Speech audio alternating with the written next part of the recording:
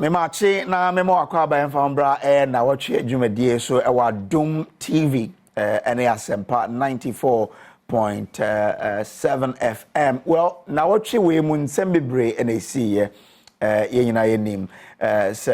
finance minister eco parliament eco presented the media budget review of the nsem bebre na etudwa minority no are reacted to all of those issues. Nnawotwi we munso yenim say attorney general they advise on Miss Cecilia Abnadapa issue no aba. Na enumu na o share nsema attorney general they abetudwa. Na o share near police for edical quarter. I say nsem bebrebe wo ho a amna edem tankofo bisa say eh na sa inconsistencies we no efihin na eba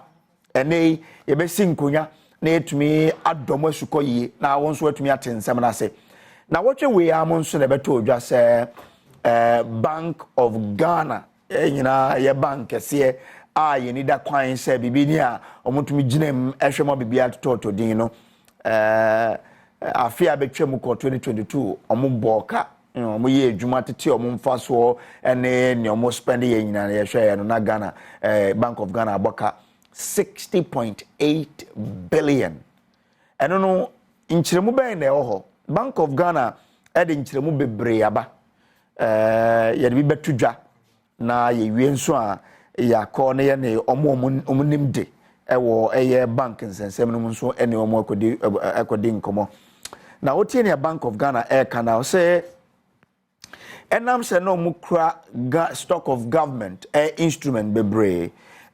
over the years no ene near cocoa board mfoso de buy o share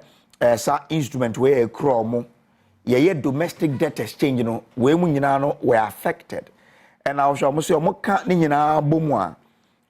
domestic debt exchange no the exposure level of the Bank of Ghana to ASR program ye no na 64.5 billion at the time of the exchange. Intuition say Yaboka 60.8 billion. Much less say a asa can a boy no a domestic debt exchange and a buyer. Na omache chire mubebre say Osha Bank of Ghana enya 50% 50% haircut on non-marketables. I non kwano na ekuta kademu 32.3 billion. Or say impairment from air exposure to cocoa board and so no air amounted to 4.7 billion. Na enyoma miensa we air DDP items no marketable, non-marketable any cocoa board and something and okabomwa air amounted to 53.1 billion out of air 60.8 billion cedis loss omunya in 2022. Na mumunso den pa na esikyere ene ye be singwa wo ho na yetumi adiscuss na eno nso na beto odwa se MC owo Kumase asantemamu ho baby nso ne baba waware na wade fie eno amkoto se wawu eda na baby owo no ne garden mu ni kunu so obeto no na oda ho a onja home odin hospital no mka say ono nso ya de wewu on odin do on let's say yes wewu accident bi so epie wo Kumase eye nkran kwan no so onsem bebre na sie na moment ne no ye ba betena na ya hwe say ma Miss Cecilia Abnadapa ne nsem e ba ye that seminar aban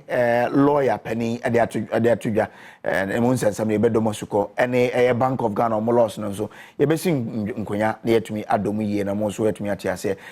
wadwe nkyere ne yade ehia ye pa enti okọ Adom TV ewo Facebook a ja wadwe nkyere ne wo ho ye befa na yakan mo bia so etumi atebe on behalf of me production crew, me producers, me director, me cameraman, me sound for me mo akwaba Edoba Nnawotwi adwumadie so ye from Samuel Kojo Brace ye be try ho na yaba ye ba ye be sing konya na yetie Bank of Ghana nsensam no ye na BOG director of research edi nkomo ye ba ye be tudwa na so wetumi atebe ye ba isia